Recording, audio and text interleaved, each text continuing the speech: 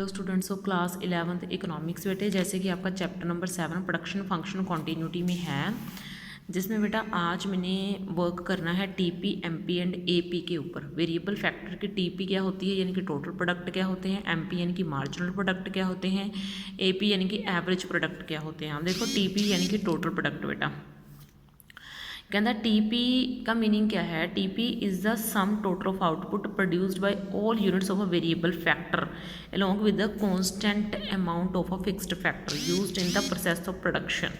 ठीक है, तो देखो बेटा अब इसमें है क्या। अब देखो टीपी बोलते किसको हैं, टोटल प्रोडक्ट बोलते किसको हैं। आपको पता है कि आप प्रोडक्शन में दो तरह के फैक्टर्स लगाते हो, एक तो आप लगाते हो वेरिएबल, एक आप लगाते हो फिक्स्ड फैक्टर। आप वेरिएबल फैक्टर और फिक्स्ड फैक्टर लगा के, मान लो आपने वेरिएबल फैक्टर 3 लगाए और फिक्स्ड फैक्टर आपने 4 लगाए, ठीक है ना, तो आप इन दोनों से जो आउटपुट ले रहे हो, टोटल आउटपुट आपको कितनी मिल रही है, वेरिएबल फैक्टर और फिक्स्ड फैक्टर को मिला के आपको जितनी टोटल आउटपुट मिल रही है, मान लो आपको 40 यूनिट की आउटपुट मिल रही है, कितने की, 40 यूनिट्स की आउटपुट मिल रही है, तो वो आपका टोटल प्रोडक्शन हो गया। ठीक है ना, तो वो आपका कितना हो गया, टोटल प्रोडक्शन हो गया। मतलब टोटल प्रोडक्शन का मीनिंग क्या है कि आप फिक्स्ड फैक्टर और वेरिएबल फैक्टर को यूज़ करके टोटल कितनी प्रोडक्शन कर रहे हो उसको टोटल प्रोडक्शन बोला जाता है। ठीक है, कि आप फिक्स्ड फैक्टर और वेरिएबल फैक्टर यूज़ करके टोटल कितने यूनिट्स को प्रोड्यूस कर रहे हो, तो वो आपका क्या हो जाएगा, टोटल जो है आपका प्रोडक्ट हो जाएगा। ठीक है ना, तो यही तो इसने बोला। ये देखो TP is the sum total, ये जोड़ है, टोटल आउटपुट का जोड़ है, produced by all units of a variable factor. ठीक है ना, जो वेरिएबल फैक्टर को कांस्टेंट फैक्टर के साथ यूज़ करके हम लेते हैं। ठीक है ना, अब देखो, अब उसके बाद है आपका टोटल प्रोडक्ट। टोटल प्रोडक्ट का मीनिंग क्या होता है, अब देखो, सॉरी, मार्जिनल प्रोडक्ट। अब मैं आपको एमपी का मीनिंग समझाती हूँ। मान लो आपने वेरिएबल फैक्टर में चेंजेस कर दिए, आप पहले वेरिएबल फैक्टर 3 लगे हुए थे, अब आपने वेरिएबल फैक्टर 4 कर दिए और फिक्स्ड फैक्टर तो आपके पास 4 ऑलरेडी है। तो वेरिएबल फैक्टर को चेंज करके अब आपको मान लो यूनिट मिल रही है 45 यूनिट्स आपको, और मतलब 45 यूनिट्स तक आपकी प्रोडक्शन बढ़ चुकी है भी। जब मार्जिनल प्रोडक्ट का मीनिंग क्या है कि वेरिएबल फैक्टर को बढ़ा देने से, वेरिएबल फैक्टर, फिक्स्ड फैक्टर नहीं मैंने बोला, वेरिएबल फैक्टर को बढ़ा देने से टोटल प्रोडक्ट में जो चेंज आता है, टोटल प्रोडक्ट में जो चेंज आता है उसको मार्जिनल प्रोडक्ट बोला जाता है। ठीक है ना, वेरिएबल फैक्टर को बढ़ा देने से टोटल प्रोडक्ट में जो चेंज आता है, ठीक है ना, मतलब टोटल प्रोडक्ट भी बढ़ जाता है, तो उसको हम क्या बोलते हैं, उसको हम बोलते हैं मार्जिनल प्रोडक्ट। और मार्जिनल प्रोडक्ट कैसे निकलता है, मार्जिनल प्रोडक्ट निकलता है कि अब प्रोडक्शन कितना है, अब एन का मीनिंग अब प्रोडक्शन कितना है, टी पी एन माइनस 1 यानी कि पहले प्रोडक्शन कितना था। अब देखो अब प्रोडक्शन कितना है 45 यूनिट्स का, और पहले प्रोडक्शन कितना था 40 यूनिट्स का, टोटल कितने यूनिट्स का इंक्रीमेंट हुआ 5 यूनिट्स का। ठीक है ना, तो इसको हम बोलेंगे मार्जिनल प्रोडक्ट।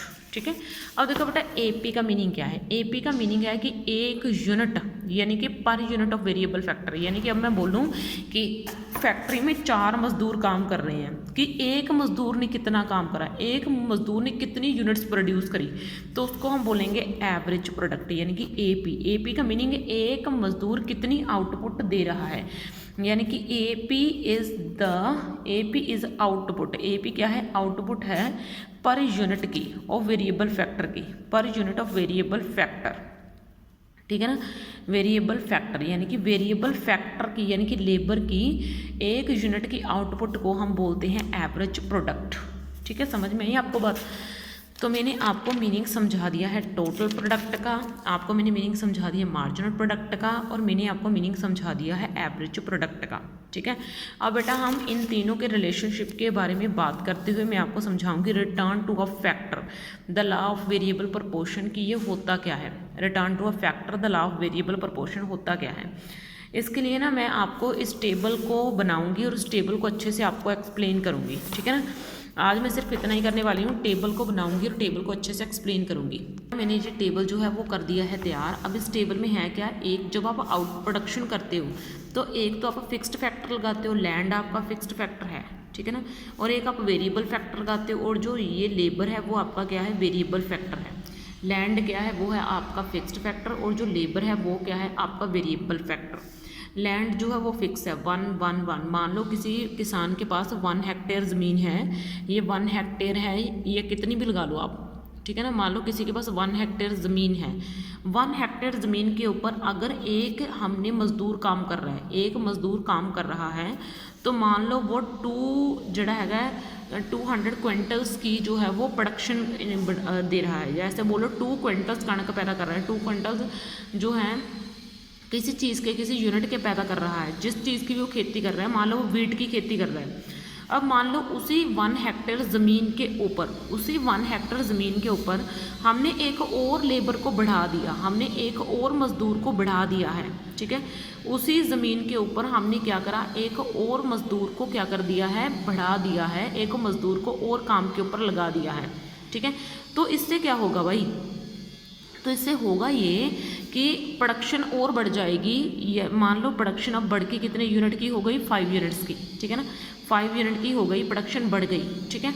अब देखो जब मैंने तीसरा मज़दूर काम के ऊपर लगाया तो प्रोडक्शन बढ़ के 9 यूनिट्स की हो गई। अब जैसे ही मैं फोर्थ मज़दूर काम के ऊपर लगाऊंगी तो 12 यूनिट्स हो गई।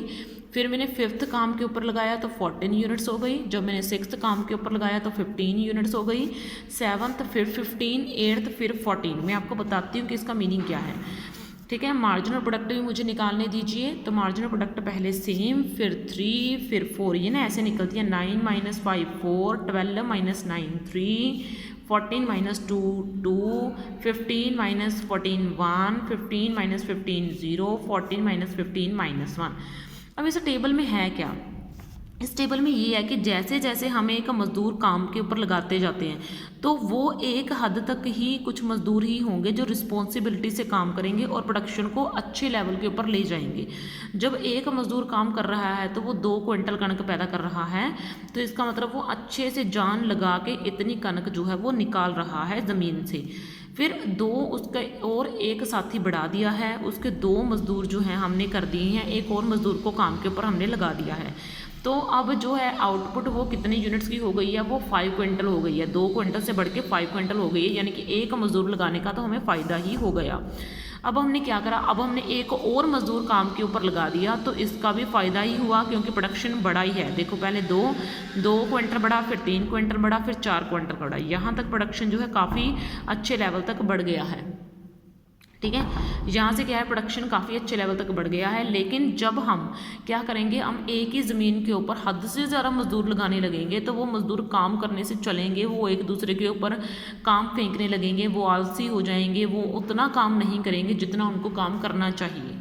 बेटा वो उतना काम नहीं करेंगे जितना उनको काम करना चाहिए, वो अपना काम दूसरों के ऊपर फेंकने लगेंगे, यानी कि अपनी रिस्पॉन्सिबिलिटी से पीछे हटने लगेंगे। तो वो जितनी उनको प्रोडक्शन निकाल के देनी चाहिए ऑनर को, वो उतनी प्रोडक्शन नहीं देंगे निकाल के। जैसे देखो जब वो 4th मज़दूर हम काम के ऊपर लगा रहे हैं तो वो सिर्फ 3 यूनिट की प्रोडक्शन बढ़ा रहा है, यानी कि 3 क्विंटल कणक में इंक्रीमेंट कर रहा है, जबकि ये इंक्रीमेंट ज़्यादा होना चाहिए था। क्योंकि अगर वो हार्डवर्क करता तो वो काफ़ी ज़्यादा हद तक आउटपुट को बढ़ा सकता था, लेकिन उसने काम नहीं करा क्योंकि उसने देखा कि बाकी के 3 भी तो हैं, जितना वो करेंगे मैं भी उतना ही करूँगा। तो वो एक दूसरे के ऊपर रिस्पॉन्सिबिलिटी छोड़ने लगे हैं, तो वो प्रोडक्शन कम करेंगे, चीज़ों का काम कम करने लगेंगे। फिर जब देखो हम 5th मज़दूर हमने काम के ऊपर लगाया, जो भी जिसकी भी ज़मीन है उसने वहाँ पे 5th मज़दूर काम के ऊपर लगाया, तो वो 5th तो बिल्कुल नहीं काम करेगा, वो और काम जो है नया मज़दूर और काम कम करने लगेगा। वो देखेगा कि इतने बंदे तो हैं काम करने वाले कि मुझे क्या ज़रूरत पड़ी है, मैं क्यों इतना काम करूँ, ठीक है ना।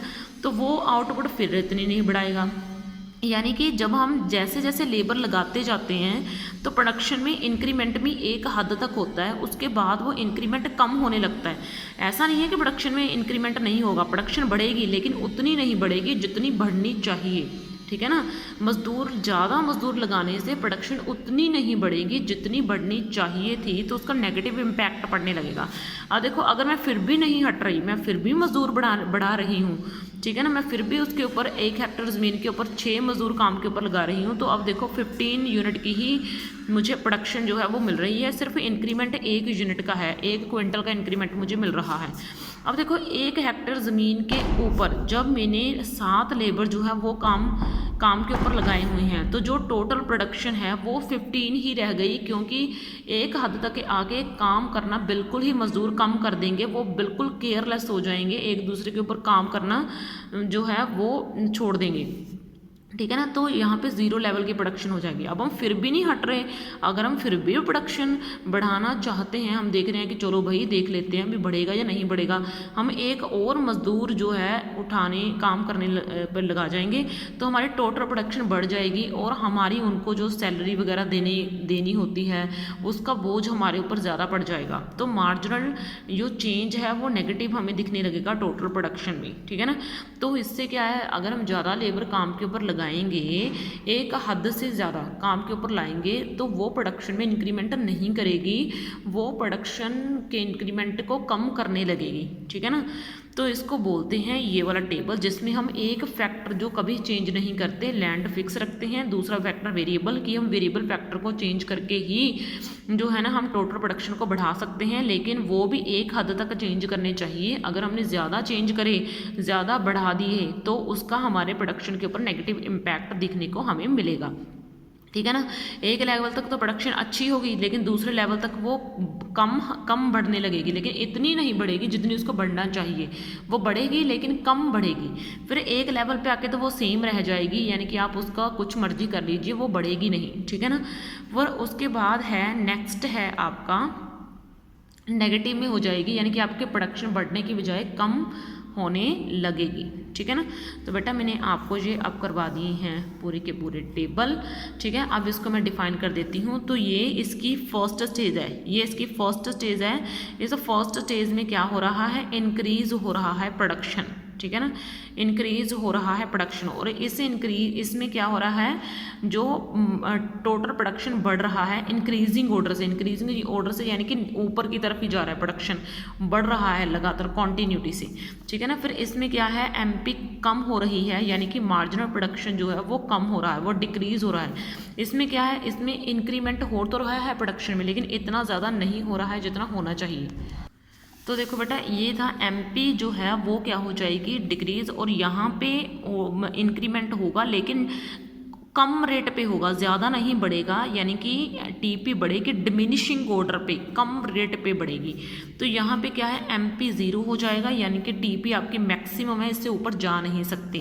फिर आपकी टीपी क्या हो जाएगी, यहाँ पे कम हो जाएगी, 0 जो है, मतलब कि टीपी जो है वो आपकी नेगेटिव हो जाएगी, मीन्स आपकी एमपी या क्या हो जाएगी, नेगेटिव हो जाएगी। ये मुझे दिख रहा है ना, टीपी कम होने लगेगी तो आपकी एमपी नेगेटिव हो जाएगी। ठीक है, अब नेक्स्ट वीडियो में हम आपका इसके बारे में रिलेशन पढ़ेंगे। बाकी थैंक यू बेटा।